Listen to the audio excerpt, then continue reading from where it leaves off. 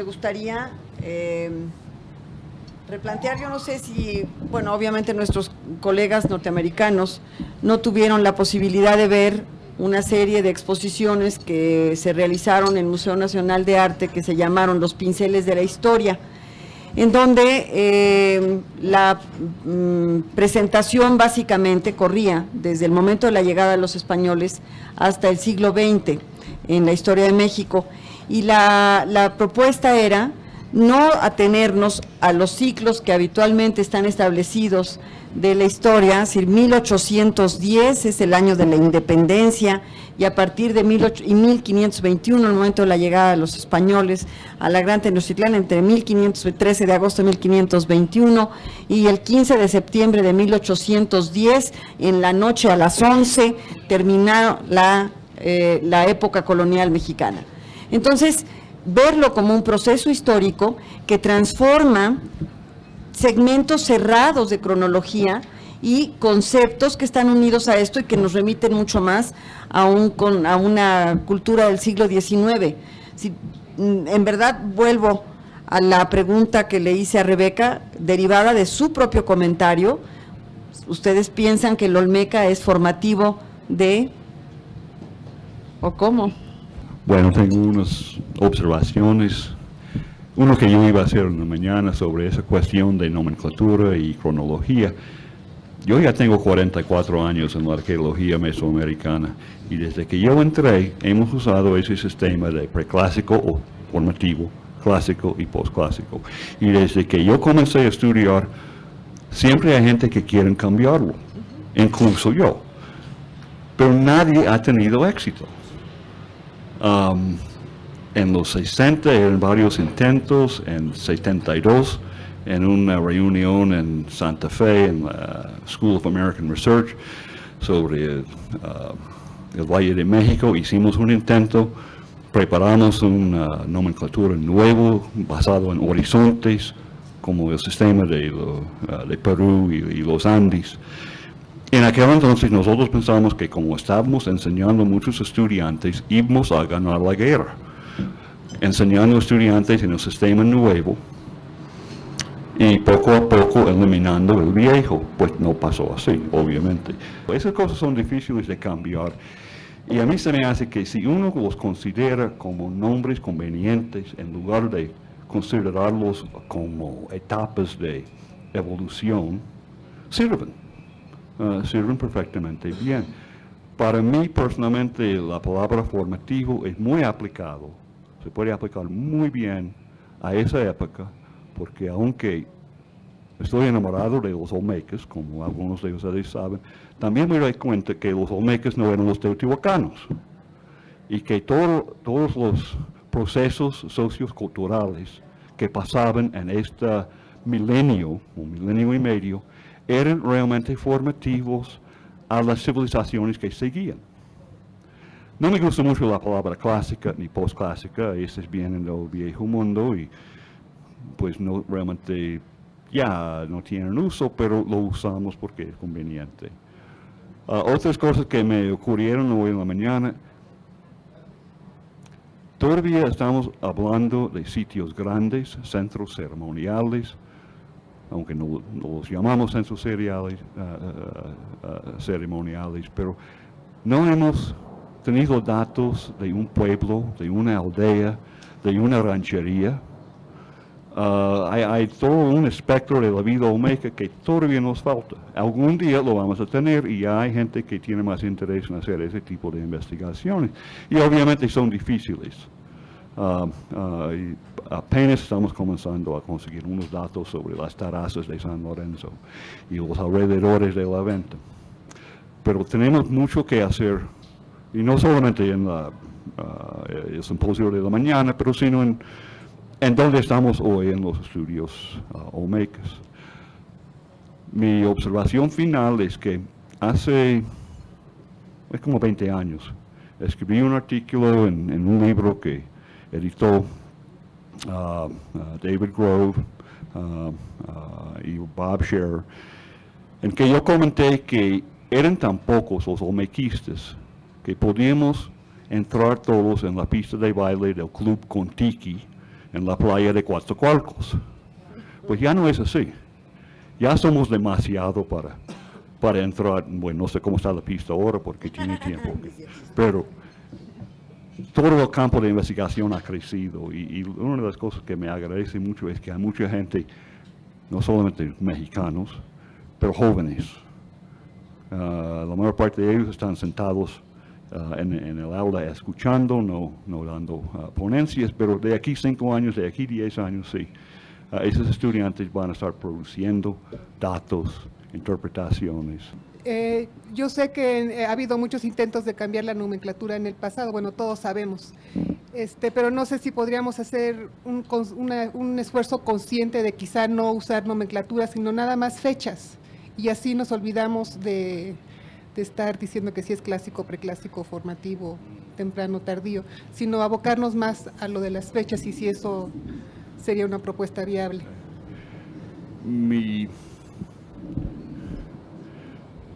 Lo que pienso yo ahora y lo que yo pensaba cuando escribí el libro es que nuestra cronología en cuestiones olmecas es tan burda todavía y tan cruda que realmente tenemos que hablar de periodos de 300 años o un poco menos, pero no tenemos la cronología que necesitamos para realmente organizar algo. Ni sabemos cuáles eran todos los centros rectores. ¿Dónde queda la oaxaqueña, por ejemplo, y otros? Pues no sé. Yo no voy a hacer el intento, pero si otra persona quiere hacer, perfecto. No, estoy de acuerdo con Dick, pero hay una sugerencia sobre fases. Me gusta mucho que lo hacen los del New World, A, B, C, D, E, para nombrar sus fases. En esa manera, cuando llevo un libro de New World, yo sé, están hablando de este tiempo, periodo de tiempo, si ponen su fase B o su fase C, y si todos podemos utilizar más o menos esta manera, será un poquito mejor que tenemos ahorita, que todos buscan una mapa y jalan nombres para poner a sus fases. Yo también he estado escribiendo un libro y mirando las fechas que están publicados. Y bueno, las fases son útiles porque las fases organizan los datos, ¿verdad? Pero por favor, que aprendemos. Cuando estamos reportando las fechas, que hacen claro si son calibrados o no, y cómo calibrados, y que le dan también las fechas no calibrados. Porque he visto recientemente una tesis de otra manera muy buena y importante, pero está mezclando fechas de calibrados y no calibrados cuando está comparando con otras cosas. Y no siempre es claro qué está usando. Por eso, en este momento, sería un desmadre usar solamente fechas para organizar todos los datos.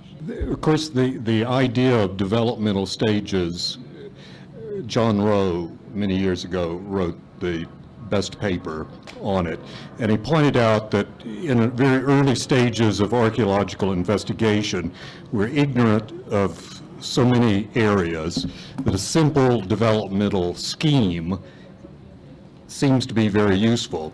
But as soon as you begin to get information from other areas, you find that the original scheme doesn't work. And the problem with maintaining it, I hear colleagues very frequently say, well, we're only using this as temporal units. But the temporal units have developmental names. And you say, well, we disregard that, but I look in the literature and I see a conference organized to examine the transition from the pre-classic to the classic.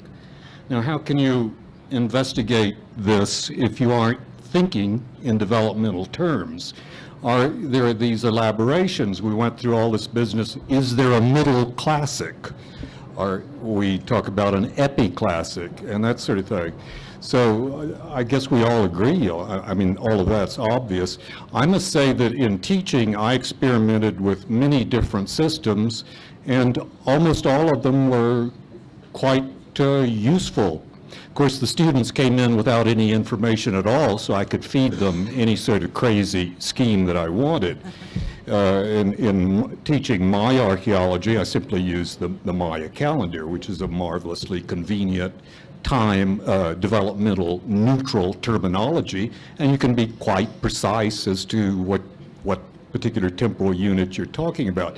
I understand that the rest of Mesoamerica doesn't want to use the Maya era count. Los términos lo hemos usado, seguimos usando. Yo prefiero preclásico, pero yo soy de los más viejos, ¿no? Entonces, formativo, pues estos para nosotros ya no tienen esa connotación de desarrollo, ¿no? De evolución de una etapa a otra, sino que simplemente son términos con una fecha reconocida de arranque y de cierre, ¿no?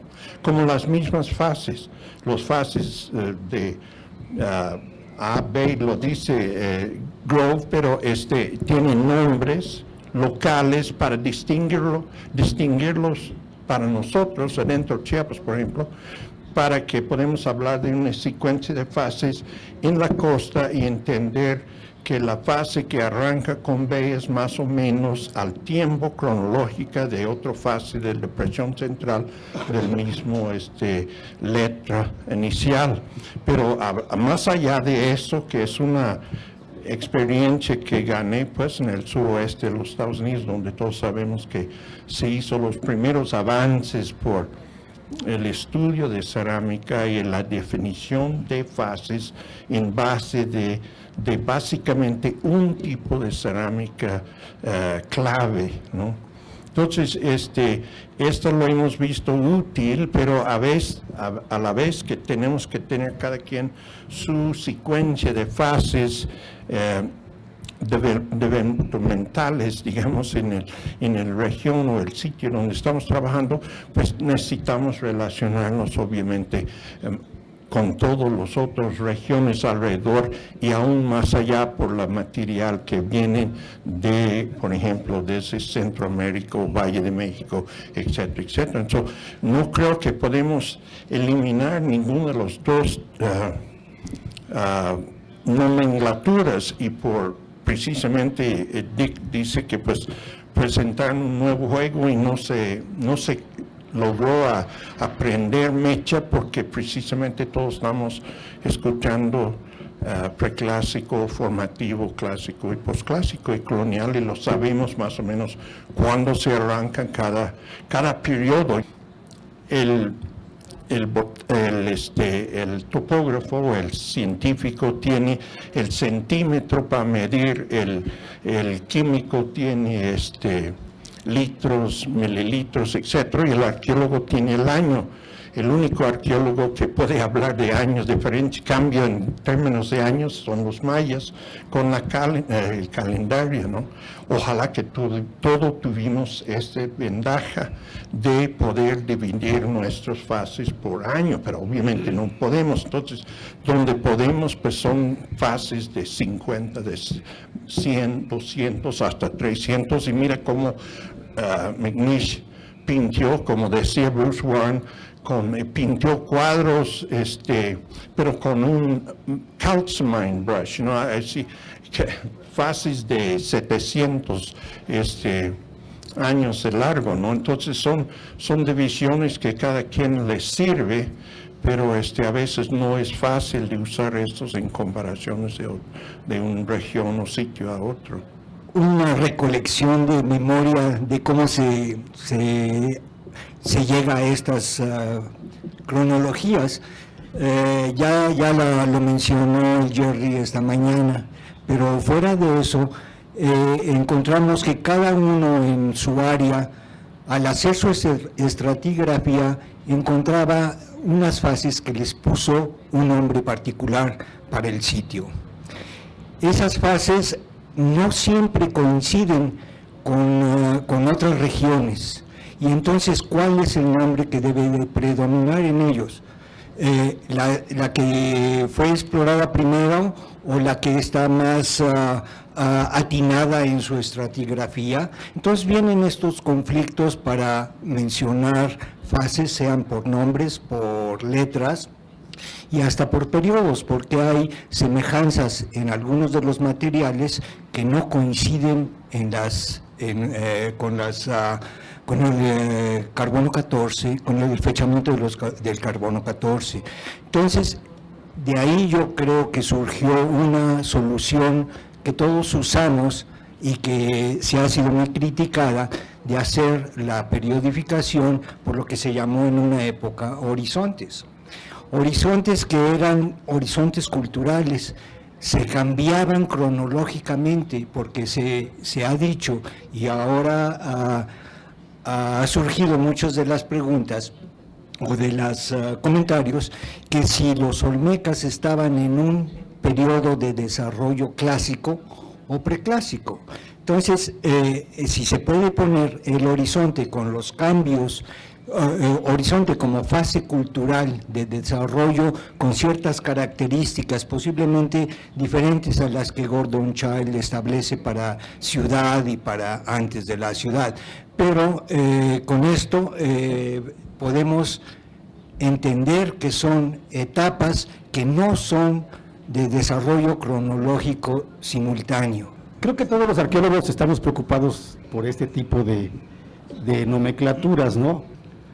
Pero en el fondo lo usamos, creo que con madurez, en el sentido de que ya no estamos pensando en que se trata de niveles de estatus primitivo o formativo. No es que estemos hablando de que son primitivos o que son formativos y que están en proceso de formación, ¿no? Esta escuela del clásico, del posclásico y demás, yo creo que ya está fuera de nuestra concepción lineal de desarrollo cronológico, ¿no? Lo usamos como una etiqueta, como igual que le llamamos olmecas, porque no se ha podido llamarles de otro modo y funciona. Yo creo que lo que requerimos por principio es un enriquecimiento de este cuerpo de información, de estos datos duros, como son la cerámica, buenas descripciones de los materiales, buenas monografías de la información y publicadas a tiempo, para que nosotros podamos tener la capacidad de valorar si el sitio de San Lorenzo Tenochtitlan se parece a la aldea del Macayal que estamos estudiando, por ejemplo, ahorita, ¿no? A mí me gustaría tener, por ejemplo, un taller de cerámica con todos los arqueólogos que trabajan en la Olmeca, ver si efectivamente el tepalcate que yo llamo bícromo diferencial se parece al bícromo diferencial que hay en Oaxaca. Todavía no hemos llegado, yo creo, así lo siento, a la descripción formal en términos de desarrollo en contextos, digamos, de los diferentes niveles, de la élite y del pueblo, como decía, ¿no? Es muy interesante ver, por ejemplo, que en la aldeíta que nosotros estamos excavando, encontramos cerámicas muy finas, muy decoradas, extravagantes, formas raras, y cualquier otra persona diría, no, este es un material de la élite. Y no es cierto. Aparentemente no es cierto, está enclavado en la mitad del pantano. Para mí es más importante que cambiar esta nomenclatura que todavía funciona, concentrarnos en buscar una manera de intercambiar los datos más rápido, de manera más expedita y entendible entre nosotros, ¿no? Porque mientras yo no sepa bien cuál es la diferencia de los tepalcates de la zona o los artefactos en general de Mazatán o de Paso de la Mada, aunque están publicados y demás, no es lo mismo que morderlos. ¿Sí? Hay que verlos, hay que sentirlos. ¿Sí? Esa es mi perspectiva, hay que ser prácticos en ese sentido, ¿no? Hemos enfocado mucho a esta cuestión de los sitios ceremoniales o nucleares, pues porque hay lana para trabajar en esos sitios, ¿no? Si yo pido dinero para ir a trabajar a una aldea donde no voy a encontrar más esculturas de madera, pues no les van a dar lana, ¿sí? Porque no es espectacular encontrar y trabajar tepalcates y pasarme en la mesa 4 o 5 meses con la talacha, que no se ve, ¿verdad? El trabajo negro, el trabajo duro de estar tepalcateando, esas cosas no se notan, no se ven, o sea, bueno, creo que...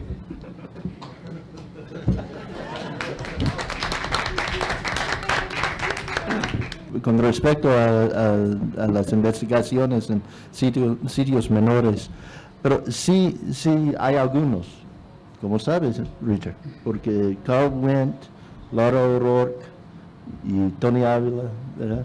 Y, Vega, han trabajado en varios sitios pequeños alrededor de San Lorenzo, pero sus fondos de cada uno de esos vienen del extranjero, porque son, bueno, me imagino porque hay instituciones ahí que le valen las investigaciones así. Usualmente es la Fundación Nacional de Ciencias o el FAMSI que están apoyando a esos. Y hay que darles valor también en todos lados para hacer este tipo de trabajo. Bueno, la otra cosa es que son estudiantes posgraduados y, bueno, ¿qué van a hacer? Tienen el tiempo y tienen que hacer sus tesis. Bueno. La primera reunión profesional a que yo asistí estaba aquí en este museo en 1966, era la mesa redonda sobre Teotihuacán.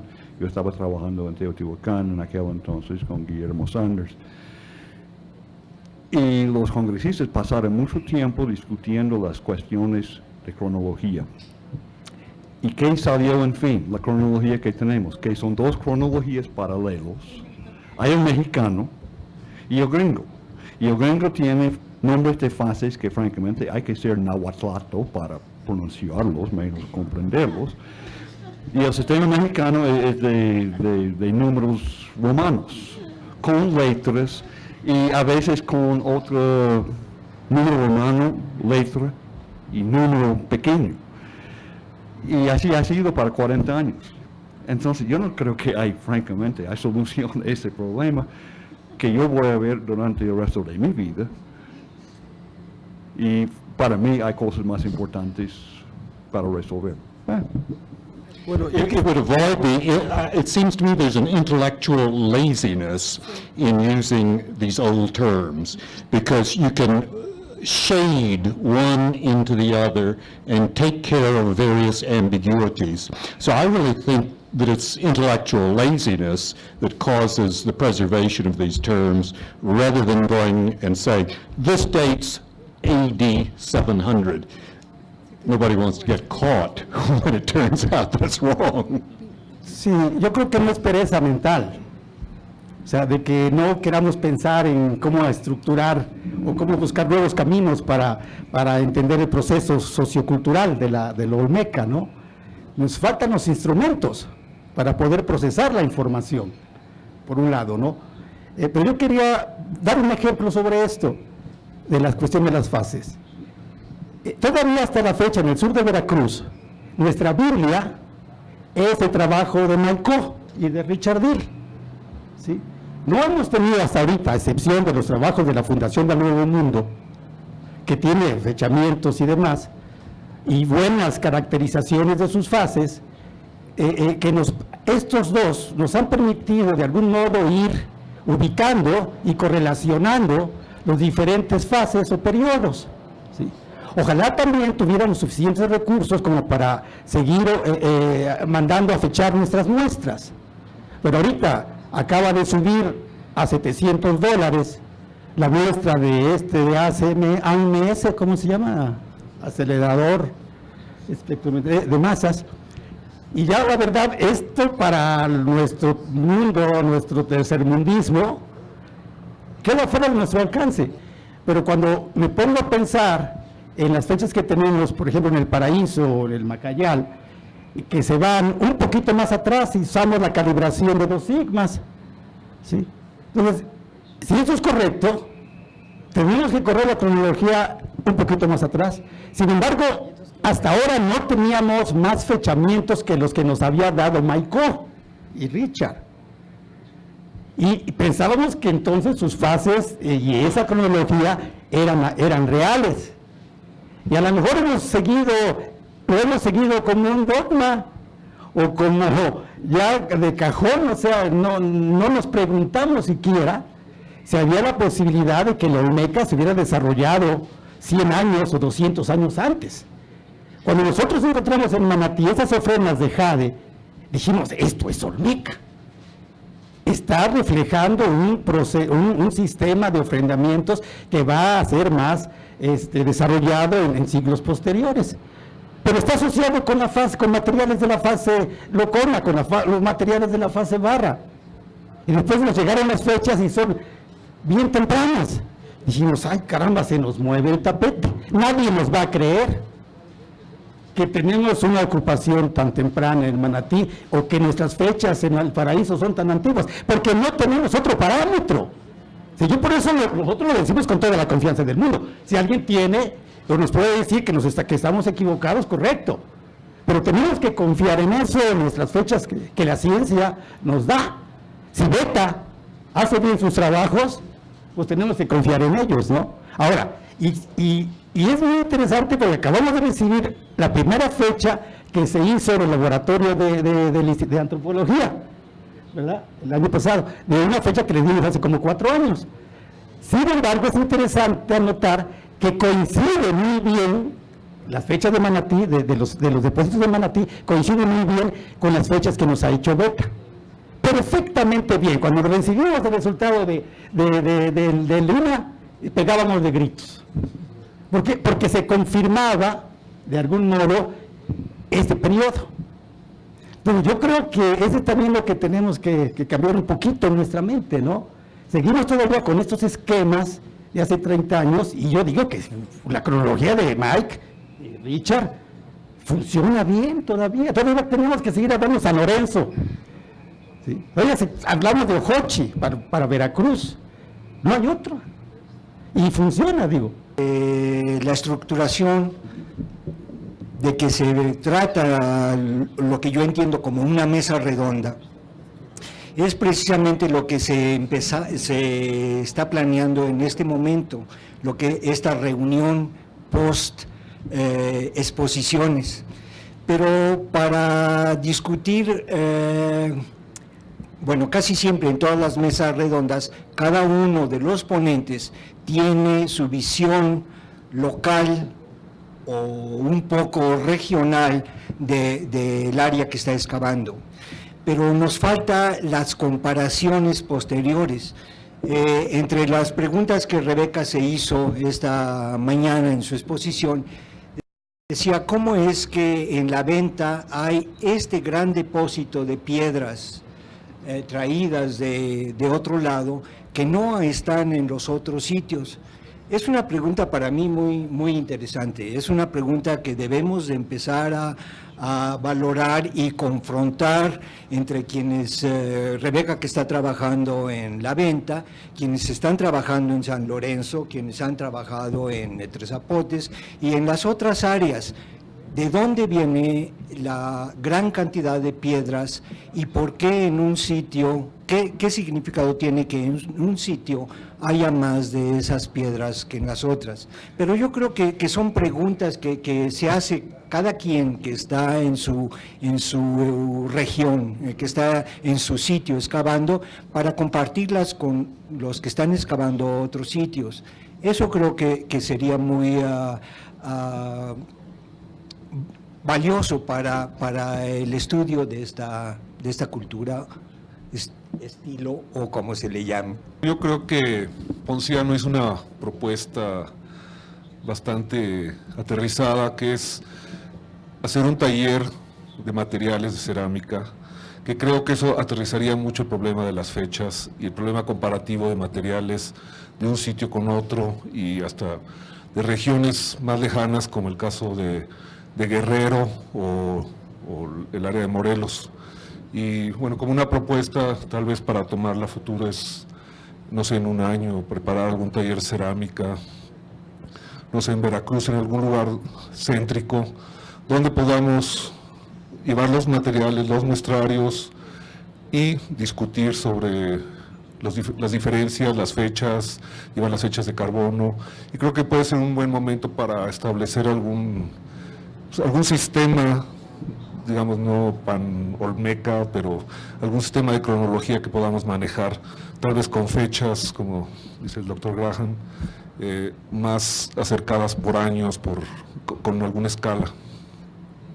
el costo de las muestras de fechamiento, pues hay que concientizar a nuestras autoridades de la importancia de ello y de que haya recursos para ese tipo de cosas, ¿no? Sí creo que es muy importante.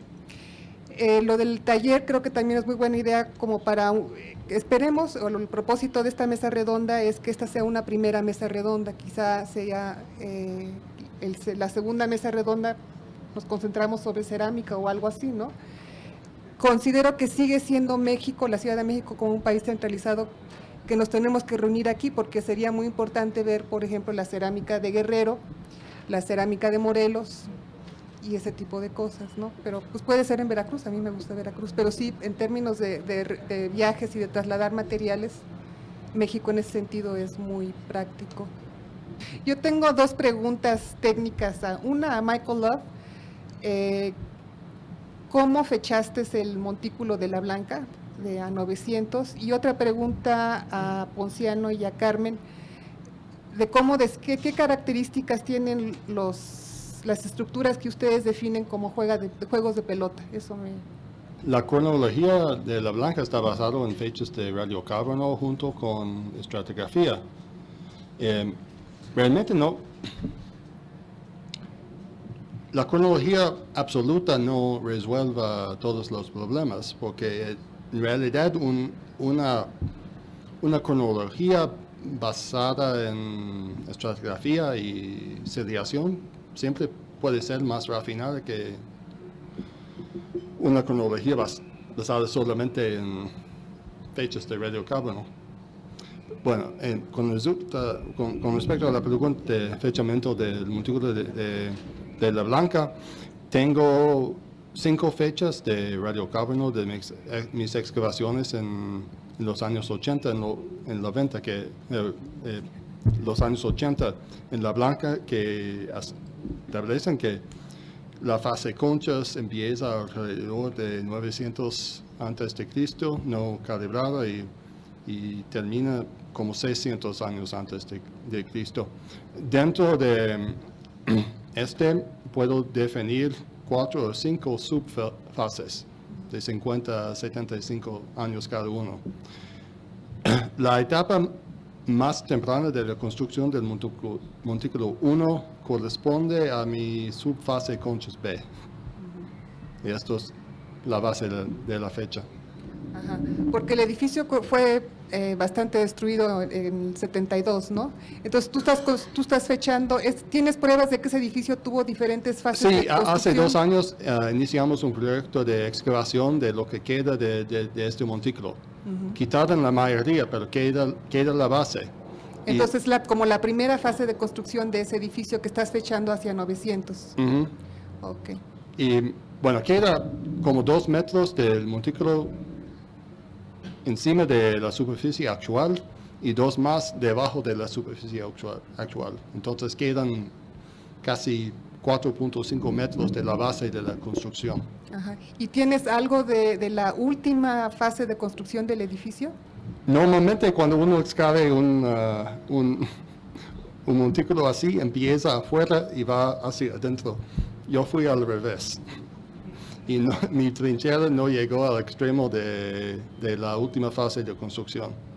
Bueno, primero yo sí quisiera aclarar que a nosotros, afortunadamente, el INAH sí nos ha dado dinero para hacer fechamientos de carbono 14. Y para este año nos aprobaron, para nosotros es una fortuna, 25,000 pesos para hacer ese tipo de fechamientos. Creemos que es importante tener los fechamientos. Tú muy bien lo decías en uno de los trabajos que editó la UNAM, que uno de los grandes vacíos que hay en la cultura olmeca o en las sociedades estas es que no hay una cronología muy bien establecida, ¿no? ¿Y qué hacen 3 juegos de pelotas? ¿Qué consideran Macayal? ¿Como una aldea? Mira, es que es bien difícil definirla. Nosotros pensamos que no es una aldea. Mide 110 hectáreas, ¿no?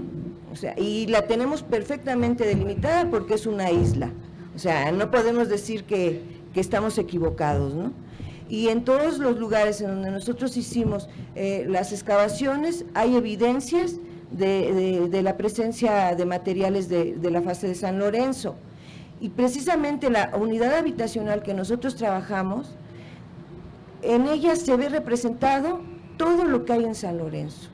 Los diferentes tipos de obsidiana en los yacimientos, tenemos pirita, tenemos, o sea, está muy bien representado lo que sería San Lorenzo en esa unidad habitacional.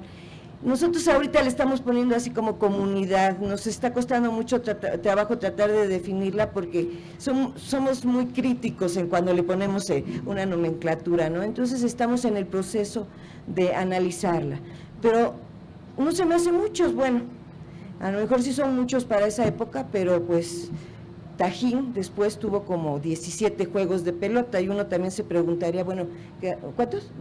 21 juegos de pelota, entonces uno se diría, bueno, son demasiados. A lo mejor no son juegos de pelota, o sea, no tenemos nosotros la certeza, ¿no? Pero por la forma en que están las plataformas, nosotros pensamos que sí pueden ser juegos de pelota. O sea, lo que hemos hecho es probar hacer unas excavaciones de unas en el centro de la cancha. Y esto obedece, por supuesto, porque no podemos excavar las estructuras de tierra. La normatividad del INAH nos prohíbe hacer ese tipo de trabajos, ¿no? Entonces, por eso es que nunca excavamos una estructura. Y además también resulta bastante caro, ¿no?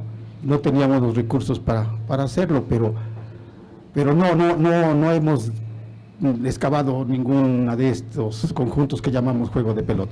Pues después con los datos de Manatí, donde encontramos 13 pelotas de hule, de todos los tamaños, desde 10 centímetros hasta 40 centímetros de diámetro. Claro, la grandota seguramente que no la usaron para jugar porque se iban a se iban a accidentar, ¿no? Pero sí hay algunas pelotas que debieron tener algún uso práctico, funcional, ¿no? En cuanto a cronología, yo creo que todos estamos muy conscientes de la necesidad de tener más fechas absolutas y sí es una queja general de que nos falta dinero para mandarlo a Estados Unidos. Pero por otro lado quisiera también hacer el reconocimiento que el INAH desde hace años a través de Magdalena de los Ríos Paredes está ofreciendo ese servicio gratuitamente y que ha logrado una calidad impecable y es gratuito. El único problema, bueno, son dos problemas. Uno, que es sola y demora muchísimo tiempo en entregarlas, y en segunda, pues que no recibió la certificación internacional porque nunca trató de conseguirlo. No es para hacer publicidad para la UNAM, pero Antropológicas ha tenido desde hace tiempo un laboratorio de fechamiento que ha tenido problemas para arrancar, pero recientemente se creó un convenio dentro de la misma UNAM con Geofísica, Física y Antropológicas, y la idea es, dentro de muy poco, tener ya el laboratorio calibrado y pasar cuanto antes la certificación internacional para poder brindar dentro de México a precios mexicanos ese servicio a los investigadores. Entonces yo les quería anticipar eso. Y aprovechando que tengo el micrófono, ¿puedo hacer una pregunta al doctor Graham?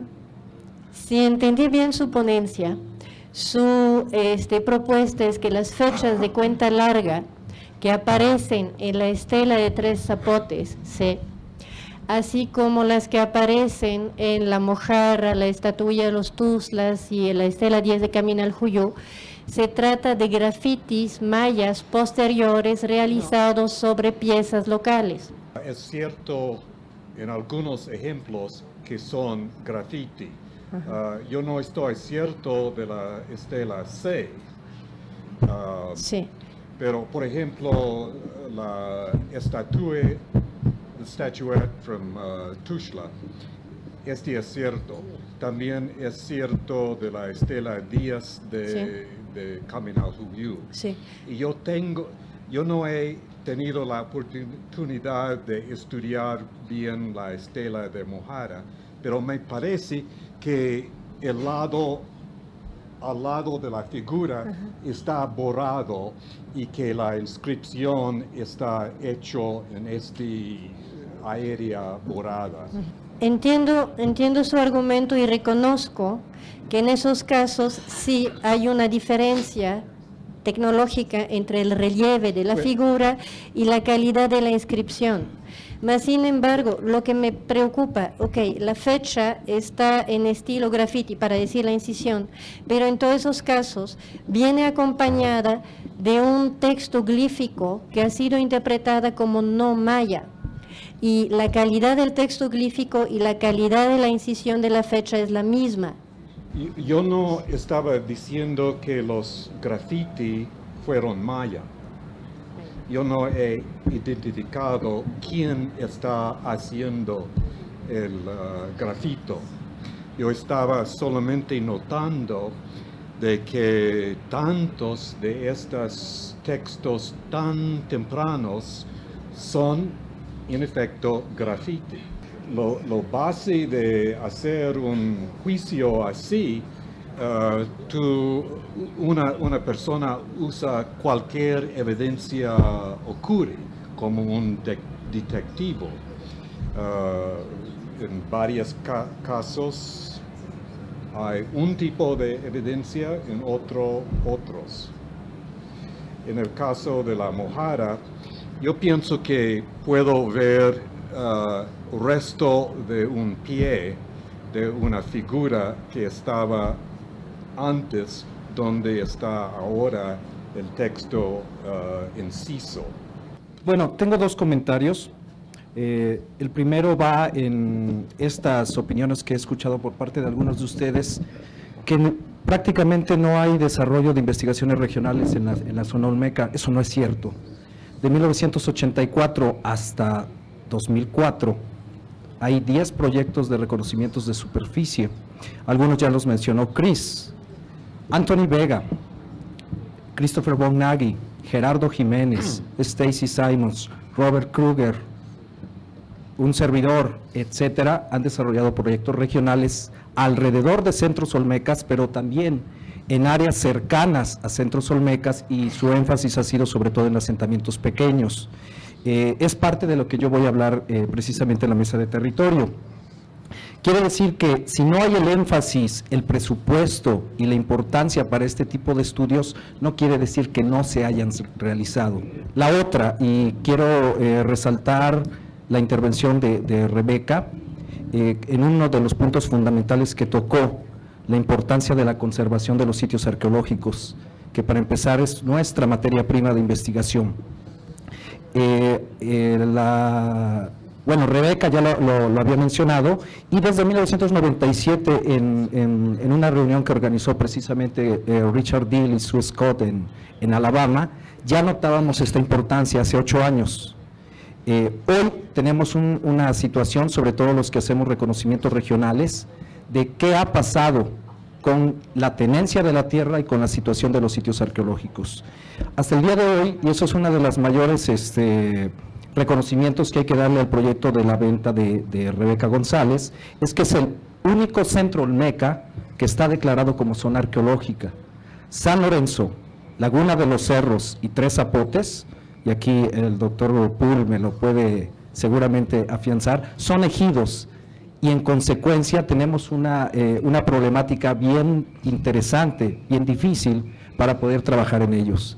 A partir de fines de los 90, cuando se llevó a cabo el plan gubernamental llamado Procede, donde se tiende a la desaparición del ejido y la creación de las pequeñas propiedades, esto parece ser que en lugar de beneficiar ha perjudicado a la arqueología, en particular a la arqueología regional. Me parece que es un punto que tenemos que tomar muchísimo en consideración, porque esa es una de las problemáticas más duras que vamos a enfrentar en los próximos años, no solamente en los sitios grandes, sino en los sitios de cualquier tipo de tamaño, aunado a la conservación de los sitios que por lo menos en el sur de Veracruz y noroeste de Tabasco, la agricultura mecanizada, la transformación del paisaje por infraestructuras como presas, carreteras, está llevando al traste no solamente de los sitios grandes, sino también de los sitios pequeños, donde sí tenemos una información muy notable. El caso es de El Paraíso, La Nueva Abundancia, los sitios excavados también por Joshua Borstein alrededor de Laguna de los Cerros y de Alejandra Alonso al sur de San Lorenzo en el Mije. Por último, en esta intervención, a la cual yo no me quiero unir sobre la polémica de preclásico formativo, que desde mi muy particular punto de vista, todo empieza desde que se aplica el término Mesoamérica, con base en datos del siglo XVI para definir periodos, horizontes o etapas cronológicas que van desde el, podríamos decir, desde el arcaico hasta posclásico temprano. Básicamente, el problema fundamental que veo es quién va a ser el valiente que se va a atrever a proponer una nueva cronología o un nuevo término, categoría o noción para sinónimo de preclásico formativo, y sobre todo el mayor punto, y es creo que el que no se va a poder hacer, ¿quiénes de esta comunidad arqueológica vamos a aceptar lo que diga otro? 2 minutos. Solo no sé por qué hay tantas cuestiones sobre las canchas de pelota, pero sí tenemos uno que fecha a 1700 antes de Cristo. Bien probado, bien fechado. Y es contemporáneo a las pelotas, es contemporáneo a lo que tenemos en el occidente de México. El juego de pelota ya es una institución arcaica, es muy viejo. Y no debemos sorprendernos de encontrar canchas en los Olmecas porque tenemos canchas antes de la fase de San Lorenzo. En la cuestión de financiamiento para fechas de carbono 14, los mexicanos ni ninguno de los extranjeros pueden conseguir fondos de la National Science Foundation. Sin embargo, hay una fundación en los Estados Unidos, FAMSI, la Foundation for the Advancement of Mesoamerican Studies, que yo soy miembro del comité director. Betty Benson era miembro, Susan. Nosotros aceptamos propuestas de gente de todo el mundo para investigaciones, todos los años. Generalmente damos aproximadamente $250,000 para investigaciones. Generalmente aceptamos como entre 30 y 45 propuestas de los 100 o 120 que recibimos.